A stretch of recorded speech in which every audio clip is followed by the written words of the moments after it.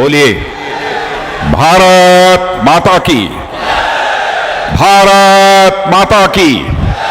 सभी का हाथ ऊपर होना चाहिए, दोनों हाथ बोलिए भारत माता की। बहुत बहुत धन्यवाद। प्रदेश के कर्मठ एवं यशस्वी मुख्यमंत्री माननीय योगी आदित्यनाथ जी, भारतीय जनता पार्टी उत्तर प्रदेश के बहुत ही क्रियाशील अध्यक्ष श्री स्वतंत्र देव सिंह जी, हमारे उत्तर प्रदेश के उप मुख्यमंत्री जिन्होंने कि मुख्यमंत्री जी के मार्गदर्शन में सड़कों का निर्माण कार्य जो किया है उसकी सर्वत्र चर्चा होती है, ऐसे श्री केशव प्रसाद जी मौर्य, सह प्रभारी श्री सुश्री सरोज जी पांडे, संगठन महामंत्री जिनके नेतृत्व में उत्तर प्रदेश में भारतीय जनता पार्टी का संगठन मजबूत हुआ है, श्री सुनील जी बंसल, क्षेत्रीय प्रभारी श्री सुब्रत पाठक, क्षेत्र अध्यक्ष श्री महेश श्रीवास्तव, प्रदेश सरकार के सभी मंत्रीगण, विधायक एवं सांसद एवं पूरे काशी क्षेत्र के बूथ अध्यक्ष मंत्री श्री अनिल राजभर जी, श्री महेंद्र सिंह जी, श्री राजेंद्र प्रताप जी, श्री रविंद्र जायसवाल जी, डॉक्टर नीलकंठ जी, श्री गिरीश चंद जी यादव, श्री सुरेश जी पाशी, श्री रमाशंकर जी पटेल, श्री संजीव गौड़, श्रीमती संगीता बलवंत और सांसद श्रीमती सीमा द्विवेदी, श्री विनोद शंकर, श्री राकेश रमेश बिंदल, श्री लक्ष्मण आचार्य जी, श्री संगमलाल जी गुप्ता, श्रीमती केशरी देवी पटेल और एक नाम मैं भूल गया, हमारे भारतीय जनता पार्टी उत्तर प्रदेश के पूर्व अध्यक्ष और इस समय भारत सरकार में मंत्री डॉक्टर महेंद्र नाथ जी पांडे। इस मैदान में उपस्थित मेरे सभी कार्यकर्ता बहनों एवं भाइयों, आज के 2 दिन पहले सीतापुर में अवर क्षेत्र के कार्यकर्ताओं के एक सम्मेलन को मैंने संबोधित किया था। बूथ के कार्यकर्ता उसमें मौजूद थे। अद्भुत दृश्य मैंने अपनी आंखों के सामने देखा था। आज भी जो मैं अपनी आंखों के सामने यह अद्भुत दृश्य कार्यकर्ताओं का देख रहा हूं, बहनों भाइयों, मेरा विश्वास अब पक्का हो गया है कि उत्तर प्रदेश में भारतीय जनता पार्टी की 3/4 बहुमत से सरकार बनाने से अब दुनिया की कोई भी ताकत हमको रोक नहीं सकती। आज का जो हम लोगों का उत्तर प्रदेश काशी क्षेत्र का जो यह सम्मेलन हो रहा है, आप सभी जानते हैं काशी क्षेत्र भारत की आध्यात्मिक चेतना का केंद्र है। यह बाबा विश्वनाथ की धरती है। यह मां विंध्यवासिनी की ओज स्थली है। यहां शीतला माता का भी वास होता है और मां अन्नपूर्णा का तो सीधा आशीर्वाद इस क्षेत्र को प्राप्त है। और सबसे आनंद की बात यह है कि माता अन्नपूर्णा की प्रतिमा जो लगभग 120 वर्ष पहले चुराकर दुनिया के दूसरे देश में पहुंचाई गई थी, हमारे यशस्वी प्रधानमंत्री आदरणीय नरेंद्र मोदी जी ने पुनः उसको भारत में लाने का काम किया है और वह बाबा विश्वनाथ के प्रांगण में वह स्थापित हो चुकी है। मैं यह मानता हूं कि माता अन्नपूर्णा की प्रतिमा जो स्थापित हुई है भारत के लिए एक बहुत बड़ा शुभ संकेत है। कहा जाता है कि मां अन्नपूर्णा की जिसके ऊपर कृपा होती है, बहनों भाइयों, जिस क्षेत्र पर कृपा होती है उस क्षेत्र में कोई भूख से नहीं मरने पाता है। यह माता अन्नपूर्णा की कृपा का परिणाम होता है। और मैं समझता हूं कि इसी का यह परिणाम था कि हमारे प्रधानमंत्री ने यह फैसला लिया कि चाहे जो कुछ भी हो, हमें जो भी कीमत चुकानी पड़ेगी, लेकिन हम हिंदुस्तान में ऐसे हालात पैदा करेंगे कि एक व्यक्ति भी भूख के कारण दम न तोड़ने पाए। इसीलिए उन्होंने एक प्रधानमंत्री गरीब कल्याण योजना प्रारंभ की है, जिसकी कि योगी आदित्यनाथ जी ने चर्चा की है। और यह गरीब कल्याण योजना आगे तक के लिए बढ़ा दी गई है, यानी होली तक लगातार महीने में 2 बार हर व्यक्ति को 5-5 किलो चावल, 1 किलो दाल, 1 किलो नमक, तेल इत्यादि सब सारी चीजें मुहैया कराई जाएंगी। मैं यह मानता हूं कि यह मां अन्नपूर्णा का ही आशीर्वाद है कि हमारे प्रधानमंत्री ने इस प्रकार का यह संकल्प लिया है। और बहनों भाइयों, आप सभी जानते हैं भारत ही नहीं दुनिया में इस प्रकार की अन्न योजना लागू करने वाला कोई एक देश है तो हमारा और आपका देश ये भारत है और कोई दूसरा देश नहीं है। और आज जब मैं यहां 27 नवंबर को खड़े होकर आप सभी बूथ के कार्यकर्ताओं के समक्ष अपना विचार व्यक्त कर रहा हूं तो मुझे याद आता है कि 26 नवंबर जो कल का दिन था, इसी 26 नवंबर को मुंबई में आतंकवादियों का हमला हुआ था। पाकिस्तान से आतंकवादी आकर जो उन्होंने मुंबई में कायराना हमला किया था, उसके परिणाम स्वरूप 160 से अधिक लोगों की जानें गई थी। बहनों भाइयों, उसके बाद उस समय की कांग्रेस की सरकार को आतंकवाद के खिलाफ जो प्रभावी कार्रवाई करनी चाहिए थी, उसने प्रभावी कार्रवाई नहीं की। केवल इस बात को मैं कह रहा हूं ऐसा नहीं है, बल्कि स्वयं कांग्रेस के वरिष्ठ नेता मनीष तिवारी ने एक पुस्तक लिखी है और पुस्तक में उन्होंने यह सच्चाई को स्वीकार किया है कि 26 नवंबर 2008 का जो आतंकवादी हमला मुंबई में हुआ था, उसके बाद आतंकवाद के खिलाफ जिस प्रकार की प्रभावी कार्रवाई उस समय की सरकार को करनी चाहिए थी, सरकार ने वह प्रभावी कार्रवाई नहीं की। बहनों भाइयों, लेकिन आज स्वाभाविक रूप से हर व्यक्ति सच्चाई को स्वीकार करेगा कि हमारे प्रधानमंत्री मोदी जी के नेतृत्व में आतंकवाद के खिलाफ प्रभावी कार्रवाई इस हिंदुस्तान में की जा रही है। बहनों भाइयों, और आपको याद दिलाना चाहता हूं, उरी और पुलवामा की घटना के बाद जो कुछ भी हमारी सरकार ने किया है, उसकी चर्चा केवल भारत में ही नहीं होती है, बल्कि दुनिया के दूसरे देशों में होती है। हमने उरी और पुलवामा की घटना के बाद यह सारे विश्व को यह संदेश दे दिया कि भारत के अंदर बहुत ताकत है, कि भारत के साथ यदि कोई छेड़छाड़ करने की कोशिश करेगा तो केवल इस पार ही नहीं, यदि जरूरत हुई तो हम उस पार भी जाकर उनका सफाया कर सकते हैं। यह भारत के अंदर कुवत है, यह हम लेकर के दिखा दिया है। बहनों भाइयों, आज जब मैं यह दृश्य यहां पर कार्यकर्ताओं का देख रहा हूं तो सचमुच मेरा यह विश्वास पक्का हो गया है, ऐसा ही हुजूम जहां भी मैं जाता हूं हमको कार्यकर्ताओं का यह देखने को मिलता है। और मैं तो यह मानता हूं कि हमारा बूथ का कार्यकर्ता सचमुच वैसे ही एक सिपाही है जैसे कि सेना में एक सैनिक की जो अहमियत होती है, हमारी पार्टी में हमारे बूथ के कार्यकर्ता की अहमियत होती है। आज हमारे देश की सेना जितनी मजबूत हुई है, बहनों भाइयों, मैं देखता हूं कि हमारे अब वैसे ही हमारी भारतीय जनता पार्टी भी पूरे हिंदुस्तान में मजबूत राजनीतिक पार्टी के रूप में खड़ी हुई है। यह आप लोगों के ही दमखम का तकाजा है, आप लोगों के ही दमखम पर कि बहनों भाइयों, हमारी भारतीय जनता पार्टी आज भारत की ही सबसे बड़ी पार्टी नहीं है, बल्कि सारी दुनिया की सबसे बड़ी पार्टी के रूप में यह भारतीय जनता पार्टी जानी जाती है। और जहां तक भाजपा का प्रश्न है, भाजपा के बारे में यह मान्यता है, भाजपा हिंदुस्तान की ऐसी राजनीतिक पार्टी है जो कहती है वह करती है। बहनों भाइयों, इस सच्चाई को सभी स्वीकार करेंगे। आजाद भारत में नेताओं की कथनी और करनी में अंतर होने के कारण भारत की राजनीति और भारत के नेताओं पर से जनता का विश्वास धीरे धीरे समाप्त होता जा रहा था। भारत की राजनीति और भारत के नेताओं के प्रति एक विश्वास का संकट निरंतर गहरा होता जा रहा था। आजाद भारत के इतिहास में पहली बार भारत की राजनीति में पैदा हुए इस विश्वास के संकट को चुनौती के रूप में यदि किसी राजनीतिक पार्टी ने स्वीकार किया तो भारतीय जनता पार्टी ने उसे स्वीकार किया। हम जो कहते हैं वह करते हैं। और मैं आपको याद दिलाना चाहता हूं, जब मैं भारतीय जनता पार्टी का 2014 में अध्यक्ष था, उस समय जब 2014 के लोकसभा चुनाव के लिए घोषणा पत्र तैयार किया जा रहा था, तो बार बार हमारे प्रधानमंत्री जी यही कहते थे कि राजनाथ जी, हम लोगों को यह सावधानी बरतनी चाहिए कि संकल्प पत्र में उन्हीं मुद्दों की चर्चा की जानी चाहिए जिन मुद्दों को हम सरकार बनने के बाद पूरा कर सकें, वही वादे किए जाने चाहिए जिन वादों को हम सरकार बनने के बाद निभा सकें।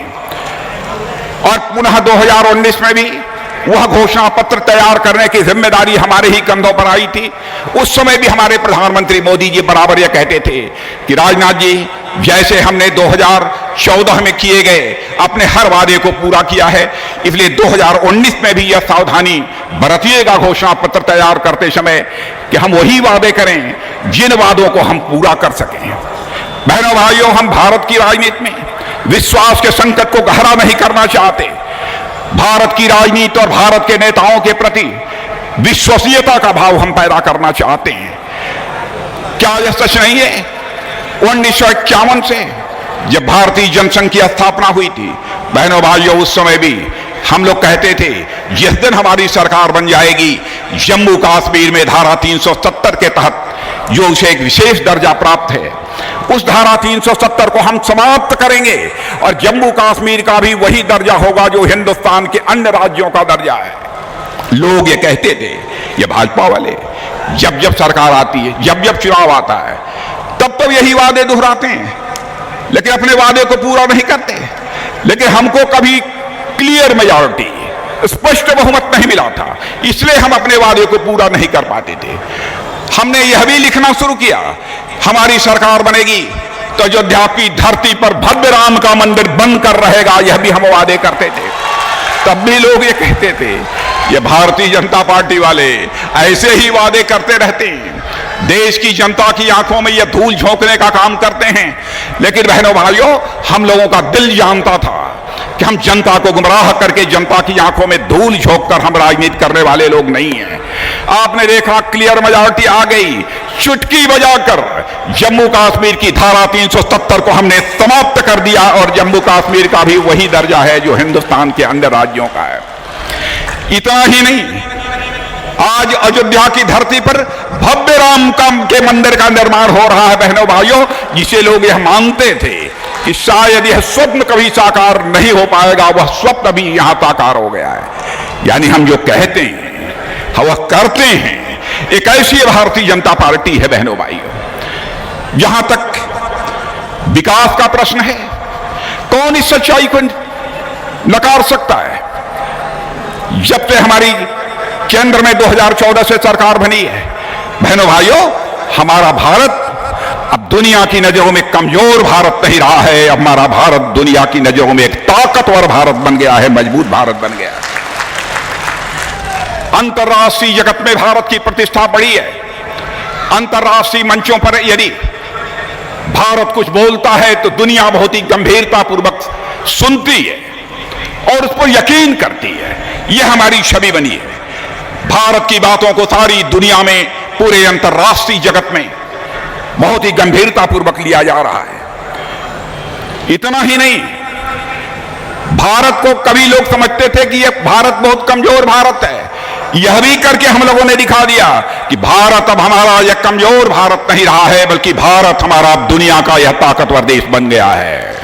यह भी करके हम लोगों ने दिखा दिया, क्योंकि हम लोग वैसे भी किसी को छेड़ने वाले नहीं हैं, कभी किसी को छेड़ने वाले नहीं रहे हैं। इसलिए यह भी हमने करके दिखा दिया है, हम तो किसी को छेड़ेंगे नहीं, लेकिन यदि हमको कोई छेड़ेगा तो हम उसे छोड़ेंगे भी नहीं।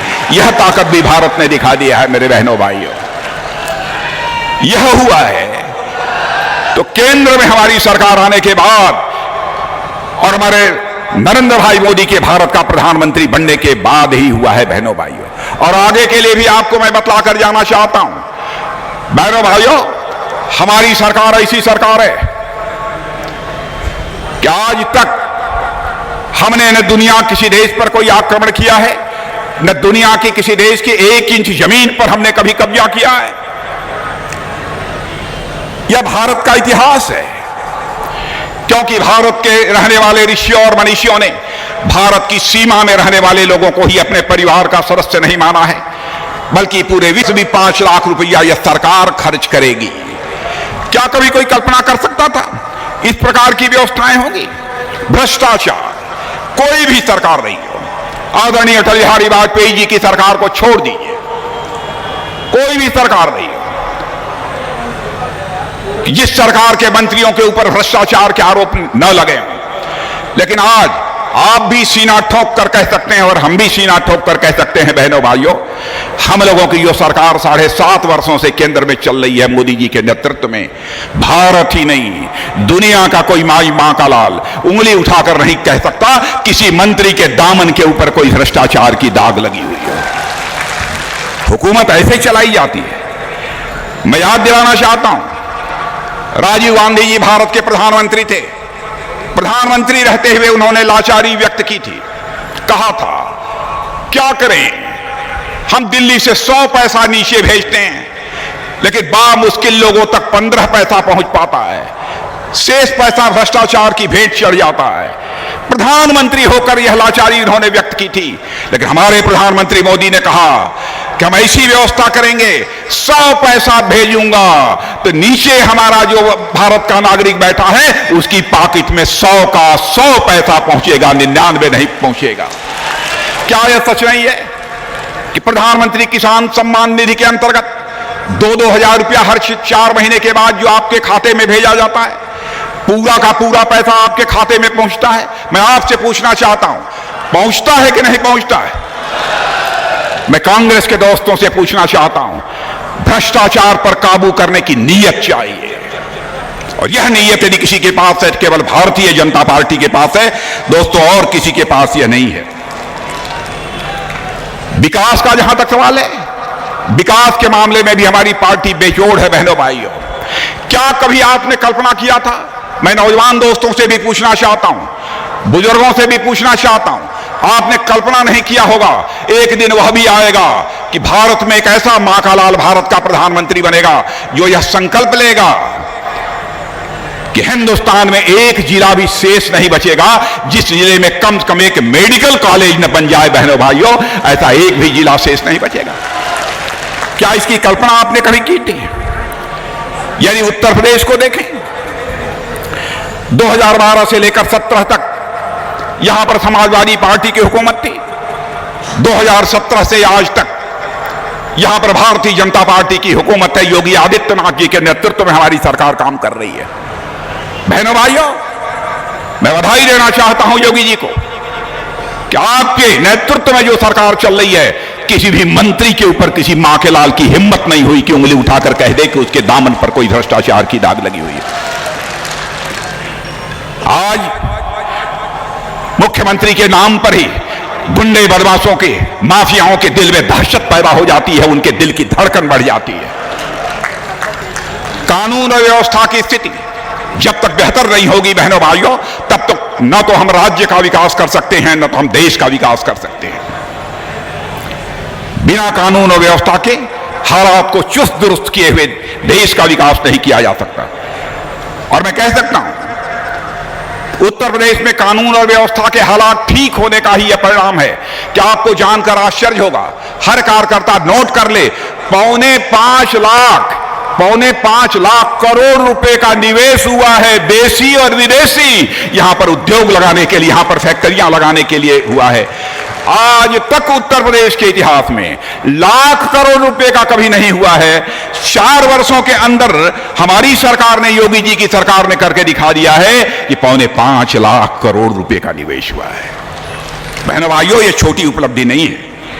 ऐसे ही ईज ऑफ डूइंग बिजनेस के मामले में, यानी व्यापार करना हिंदुस्तान के किस राज्य में आसान है, सरल है, सुविधाजनक है, इस दृष्टि से विदेशी एजेंसियों ने भी जो रेटिंग की है, आपको जानकर आश्चर्य होगा, जिसे ईज ऑफ डूइंग बिजनेस कहते हैं, उसमें जो हमारा उत्तर प्रदेश पूरे भारत में 6ठे स्थान पर था, आज बहनों भाइयों 4 वर्षों में ही वह दूसरे स्थान पर पहुंच गया। यह कोई छोटी बात नहीं है। अर्थव्यवस्था के आकार की दृष्टि से यदि देखा जाए, हर राज्य का एक आकार होता है, माने वहां की अर्थव्यवस्था कितनी की है। यहां की अर्थव्यवस्था जो है, आज के लगभग 5 वर्ष पहले उसका आकार था लगभग 11 लाख करोड़ रुपए का, 5 वर्ष के पहले, यानी 2017 के पहले। मैं बधाई देना चाहता हूं योगी जी आपको और आपकी सरकार को। 4.5 वर्ष में यह करिश्मा करके आपने दिखा दिया कि आपने उत्तर प्रदेश की अर्थव्यवस्था के आकार को बढ़ाकर जस्ट डबल कर दिया है, दोगुना कर दिया है। 22 लाख करोड़ रुपए तक आपने पहुंचा दिया। यह करिश्मेटिक काम आपने किया है, जितने भी सराहना की जाए वह कम है। 4.5 वर्षों में आपकी देखरेख में और यहां के पीडब्ल्यूडी मिनिस्टर, उत्तर प्रदेश के पूर्व उप मुख्यमंत्री हमारे केशव जी मौर्य, इनकी भी सक्रियता के परिणाम स्वरूप प्रभावी तरीके से किस तरीके से काम लेना चाहिए, यह कला के कारण ही आज 15,000 किलोमीटर से अधिक की सड़कों का निर्माण हो गया है। इंफ्रास्ट्रक्चर डेवलपमेंट, बुनियादी ढांचों का विकास उत्तर प्रदेश में तेजी के साथ हो रहा है। अब एक जेवर का आपने देखा होगा, एक ऐसा एयरपोर्ट बन रहा, एशिया का सबसे बड़ा एयरपोर्ट उत्तर प्रदेश में बन रहा है बहनों भाइयों, एशिया का सबसे बड़ा एयरपोर्ट। अब समाजवादी पार्टी के नेता ये कहते हैं कि साहब ये हमने जो किया था सब वही योगी जी कर रहे हैं, हमने जो शुरुआत की थी उसका फीता योगी जी काट रहे हैं, मोदी जी काट रहे हैं। बहनों भाइयों, अरे कुछ भगवान से भी डरना चाहिए। जेवर एयरपोर्ट आपने नहीं शुरू किया था बहनों भाइयों, आपने देखा होगा आज तक पर भी, और यहां के सिविल एविएशन मिनिस्टर ने भी अपने स्टेटमेंट में कहा है 2001 में जेवर में एयरपोर्ट बनाने का प्रस्ताव मैंने पास किया था मुख्यमंत्री रहते हुए। बहनों भाइयों, हमारी सरकार ने पास किया था। आज उस काम को पूरा कर रहे हैं तो हमारे योगी आदित्यनाथ जी कर रहे हैं और हमारे मोदी जी कर रहे हैं। बीच में इन लोगों ने नहीं किया, लेकिन वाहवाही, आप भी सड़कें बनाते थे, योगी जी भी सड़कें बना रहे हैं। हमारी सड़कों पर फाइटर प्लेन उतरते हैं बहनों भाइयों, केवल मोटर गाड़ी नहीं चलती है, लड़ाकू जहाज भी उतरते हैं। इतनी मजबूत सड़कों का निर्माण हमारे यहां तेजी के साथ हो रहा है। डिफेंस कॉरिडोर बना हुआ है, एक से एक चीजों का निर्माण होने जा रहा है। क्या कभी आपने सोचा था कि उत्तर प्रदेश में भी ब्रह्मोस मिसाइल बनेगी? यहां से सीधे कई 100 किलोमीटर तक मार करने वाली मिसाइल अब इस उत्तर प्रदेश की धरती पर बनने जा रही है मेरे बहनों भाई। रूस के सहयोग से AK-203 असॉल्ट राइफल भी अब उत्तर प्रदेश की धरती पर बनने जा रही है मेरे बहनों भाई। औद्योगिक दृष्टि से कितना तेजी के साथ विकास हो रहा है, यह सब आप अच्छी तरह जानते हैं, आपको बतलाने की आवश्यकता नहीं है। इतना ही नहीं, मैं कह सकता हूं मिनिमम सपोर्ट प्राइस पर जितनी खाद्यान्न की खरीद हमारी उत्तर प्रदेश की सरकार ने की है, उसका जितनी भी सराहना की जाए वह कम है बहनों भाइयों। किसानों का जहां तक प्रश्न है, भारतीय जनता पार्टी की सरकार जहां भी रही है बहनों भाइयों, किसानों के प्रति हम सदैव संवेदनशील रहे हैं। आपने देखा 3 कृषि से संबंधित कानून जो पारित हुए थे लोकसभा के अंदर, उसको लेकर एक आंदोलन चल रहा था। हमारे प्रधानमंत्री जी ने यह नहीं देखा क्या होगा कैसे होगा, उन्होंने कहा कि किसान आंदोलन चला रहे, चलो हम तीनों बिलों को वापस कर लेते हैं। वापस करने का उन्होंने फैसला कर लिया और संसद जिस दिन प्रारंभ होगी पहले ही दिन उसे वापस ले लिया जाएगा। बहनों भाइयों, आप उठाकर इतिहास देखिए अन्य राजनीतिक दलों की सरकारों का, इन लोगों ने किसानों के ऊपर गोलियां चलाई हैं, लेकिन किसान को हम अपना अन्नदाता मानते हैं, किसान को हम अपना भगवान मानते हैं। बहनों भाइयों, हमारी सरकार उनके ऊपर लाठी और गोली नहीं चला सकती है। हमारा सिर बराबर किसान जिसे हम अन्नदाता मानते हैं, भगवान मानते हैं, उनके सामने झुका हुआ है मेरे बहनों भाइयों। इस विनम्रता और शालीनता के साथ हम लोग हुकूमत चलाने वाली ये हमारी पार्टी है। और बहनों भाइयों, देखा जाए बहुत सारे ऐसे फैसले हुए हैं जिनकी मैं चर्चा करूं तो एक लंबा समय लगेगा, इसलिए बहुत विस्तार में नहीं जाना चाहता हूं। लेकिन मैं कहना चाहता हूं उत्तर प्रदेश ने जो भी करिश्माई काम हुआ है बहनों भाइयों, उसकी चर्चा केवल आज प्रदेश में नहीं हो रही है, बल्कि उसकी चर्चा हिंदुस्तान के दूसरे राज्यों में हो रही है। और आपको जानकर खुशी होगी, अब तो विदेशों में भी उत्तर प्रदेश की चर्चा होने लगी है, विदेशों में भी इसकी चर्चा होने लगी। अब आपने देखा होगा एक चर्चा इसी बात पर हो गई, क्या मोदी जी योगी जी के कंधे पर हाथ रखकर क्या बोल रहे हैं। अब योगी जी जाने, मोदी जी जाने, लेकिन कुछ बात है, कुछ बात है। आप कहिए तो मैं बतला दूं।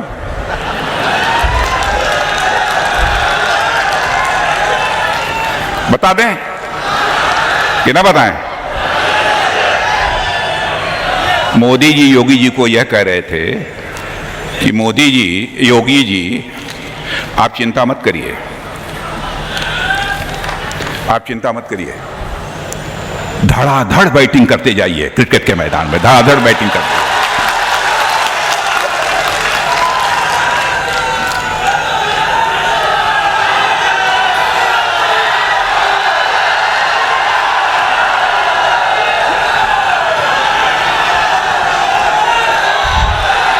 अब ये आप लोग जानते, ये आप लोग जानते होंगे कि योगी जी कितने बड़े बल्लेबाज हैं। मैं तो पहले नहीं जानता था, लेकिन बाद में मैं समझ गया कि जब प्रधानमंत्री कह रहे हैं तो जरूर बल्लेबाज होंगे। और कान में धीरे धीरे यह कह रहे थे उनको, योगी जी के, योगी जी चिंता मत करो, धड़ाधड़ बैटिंग करते चले जाओ, आपको कोई रिटायर्ड हर्ट नहीं कर सकता है।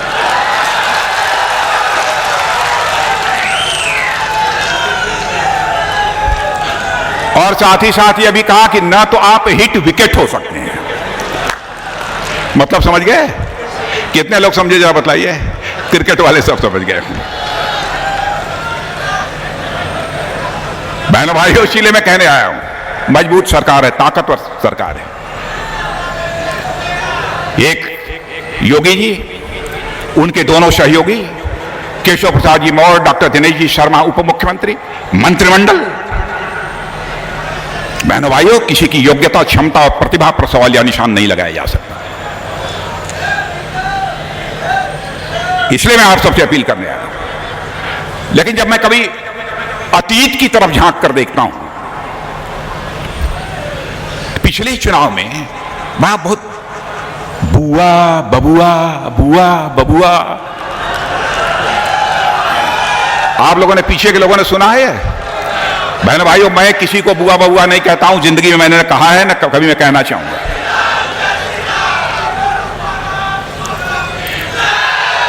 भाई कोई अपना रिश्ता बुआ बबुआ का बना, कोई अपना बुआ बबुआ का रिश्ता बनाकर रखना चाहता है, रखे, मुझे कोई आपत्ति नहीं है। दुनिया में रिश्ते बनते हैं, रिश्ते बिगड़ते हैं, बने थे बिगड़ गए। लेकिन इतनी पक्की बात मैं आप लोगों को बतला देना चाहता हूं, बहनों भाइयों, उत्तर प्रदेश में जनता का जो मैं मूड देख रहा हूं, उससे मुझे लगता है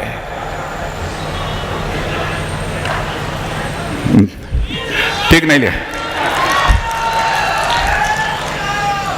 क्या लगता है आपको? नहीं, वो तो है यार, 300 के पार तो जा ही रहे हो आप।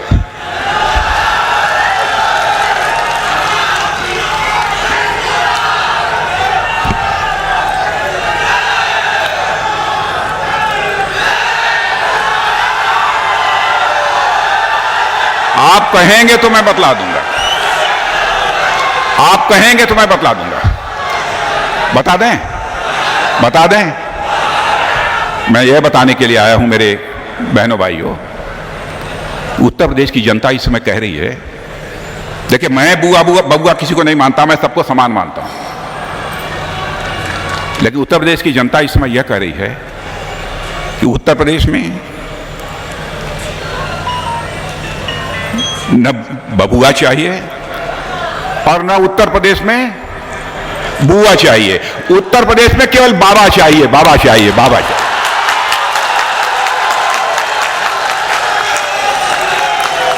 और योगी जी को कहूंगा जहां मास्क उतार दीजिए।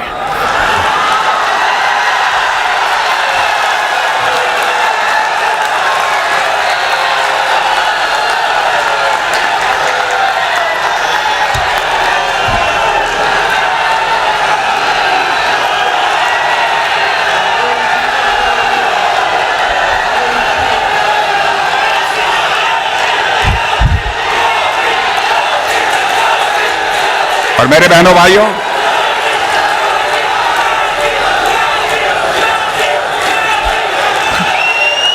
बहनों भाइयों को अरे बोलने दो अब, बोलने दो। कोविड, और एक जानकारी और देना चाहता हूं, जा जाकर यह संदेश गांव तक और जन जन तक पहुंचा देना मेरे बस बहनों भाइयों। कोविड-19 की महामारी के दौरान हमारी केंद्र सरकार, हमारे आदरणीय मोदी जी ने जो किया है तो किया है, लेकिन उन्हीं के दिखाए हुए रास्ते पर चलकर यहां की सरकार, यहां के मुख्यमंत्री ने जो काम किया है बहनों भाइयों, आपको जानकर खुशी होगी। कान खोलकर सुन लो, आपको जानकर खुशी होगी। उत्तर प्रदेश की सरकार ने जो काम किया है बहनों भाइयों, कोविड-19 को रोकने के लिए, उस पर काबू पाने के लिए, उसकी सराहना वर्ल्ड हेल्थ ऑर्गेनाइजेशन के द्वारा की जा रही है, विश्व स्वास्थ्य संगठन के द्वारा की जा रही है। लेकिन आपको गुमराह करने के लिए, प्रदेश की जनता को गुमराह करने के लिए तरह तरह की चीजें लाते रहेंगे। अब बताइए, क्या जरूरत थी चुनाव में जिन्ना को लाने की? कहां जिन्ना है? किस कब्र से आपने निकाल लाया उनको? किस बोतल में बंद थे कि उनको आपने निकाल लाया? क्या जरूरत थी जिन्ना की? बहनों भाइयों, जिन्ना पाकिस्तान के जनक हो सकते हैं, भारत के जनक कभी जिन्ना नहीं हो सकते हैं।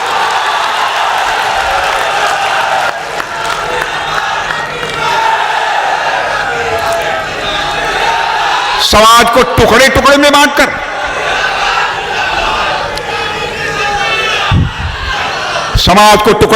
बांटकर, क्या करना चाहते हैं लोग? उत्तर प्रदेश और देश को तबाह कर देना चाहते हैं। जात के आधार पर देश को बांटने की ये लोग कोशिश करते हैं, धर्म के आधार पर बांटने की कोशिश करते हैं, पंथ और मजहब के आधार पर बांटने की कोशिश करते हैं। बहनों भाइयों, यह भारत उन ऋषियों और मनीषियों का देश है, जिस देश के रहने वाले ऋषियों और मनीषियों ने जो अपने अंदर देखा है वही जानवर के अंदर भी देखा है, जो अपने अंदर देखा है वही दूसरे लोगों के अंदर भी देखा है। यत् पिंडे तत् ब्रह्मांडे, जो पिंड में है वही ब्रह्मांड में है, जो जड़ में है वही चेतन में है, जो सूक्ष्म में है वही विवर्त में है, जो मेरे में है वही तेरे में है। यह देखने का काम यदि किसी ने किया है तो भारत देश के ऋषियों और मनीषियों ने किया है। और आज उस देश में केवल सत्ता हासिल करने के लिए समाज को जाति, पंथ और मजहब के आधार पर बांटा जा रहा है। बहनों भाइयों, चाहे जात के आधार पर ही हमको सत्ता हासिल करनी होगी, समाज को हिंदू, मुस्लिम, ईसाई के आधार पर बांटकर हमको सत्ता हासिल करनी होगी, तो ऐसी सत्ता को हम चिमटी से भी छूना पसंद नहीं करेंगे। बहनों भाई, हम पूरे समाज को साथ लेकर चलने वाले लोग हैं। कहां ले जाना चाहते हैं लोग देश?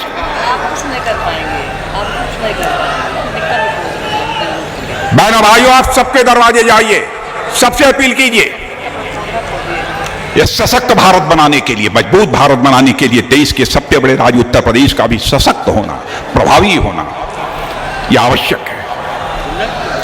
इसलिए मैं आप लोगों से अपील करने आया हूं।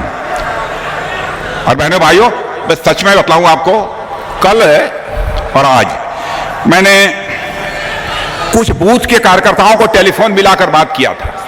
यहां पर वो बूथ के कार्यकर्ता होंगे, कल मैंने बात किया था। ये मिर्जापुर से रविकांत मौर्य हैं, रविकांत मौर्य कहीं हाथ उठाते जाइए। अरुण वर्मा मिर्जापुर, प्रतापगढ़ अभिषेक सोनी, दिलीप अग्रहरी, प्रवीण तिवारी, रमाकांत शुक्ला, रामविलास बिंद, अवधेश कुमार सिंह, कन्हैयालाल शर्मा, बालचंद सोनी, सच्चिदानंद विश्वकर्मा, हनुमान पासी, दीपक निगम, हिमांशु द्विवेदी, लकी हैं, अरे वारे लकी, पंकज तिवारी, विजय बहादुर सरोज, सत्यम सोनी, मसूरियादीन वर्मा कहाँ हैं मसूरियादीन वर्मा? अरे वाह, उनसे भी बात की थी मैंने। फूलचंद प्रजापति। बहनों भाइयों, मैं बताऊं, मैं सोच रहा था कि ये बूथ के कार्यकर्ता काम करते करते थक गए होंगे कि साहब जब होता है तब स्वतंत्र देव सिंह आते हैं, सुनील बंसल आएंगे, कहेंगे बूथ पन्ना प्रमुख बनाओ, घर घर जाओ। ये लोग हम लोगों को थका देते हैं। मैं सोच रहा था हमारा बूथ का कार्यकर्ता भी थक गया होगा, लेकिन बहनों भाइयों, आज जो मैंने बूथ के कार्यकर्ताओं से बात की है, जो ऊर्जा हमने उनके अंदर देखी है बहनों भाइयों, मेरा विश्वास ये पक्का हो गया है, उत्तर प्रदेश में 3/4 से अधिक बहुमत हासिल करने से अब हमें कोई रोक नहीं सकता है।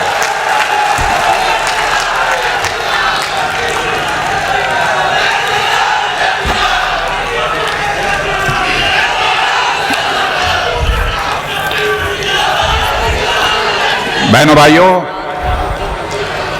भाइयों, आप लोगों ने बहनों भाइयों, आप लोगों ने हम लोगों की बहुत ही हौसला अफजाई की है। अरे भाई रुक जाओ। आप लोगों ने हम लोगों की बहुत हौसला अफजाई की है। मेरे बूथ के कार्यकर्ता बहनों भाइयों, आप लोगों ने हम लोगों का हौसला बढ़ाया है, हम लोगों की ताकत बढ़ाई है, हम लोगों की इच्छा शक्ति को और अधिक आपने मजबूत किया है जनता की सेवा करने के लिए। लेकिन ऐसे ही यदि मैं बोलकर चला जाऊंगा तो शायद मैं अपने को माफ नहीं कर पाऊंगा। लेकिन आज जो दृश्य अपनी आंखों के सामने देख रहा हूं अपने सारे बूथ के कार्यकर्ताओं को, बहनों भाइयों, क्या आपका ही यह श्रेय है कि आपने भारतीय जनता पार्टी को दुनिया की सबसे बड़ी पार्टी बना दिया है। आपको ही यह श्रेय जाने वाला है। 3/4 से अधिक बहुमत से यहां पर सरकार बनने जा रही है भारतीय जनता पार्टी की इस उत्तर प्रदेश में। इसलिए आप जैसे देवतुल्य कार्यकर्ताओं का देश का रक्षा मंत्री एक बार आप सभी के सामने शीश झुकाकर आप सभी कार्यकर्ताओं का हार्दिक अभिनंदन करता है, आप सभी का स्वागत करता है। इन्हीं शब्दों के साथ बोलिए भारत माता की, भारत माता की।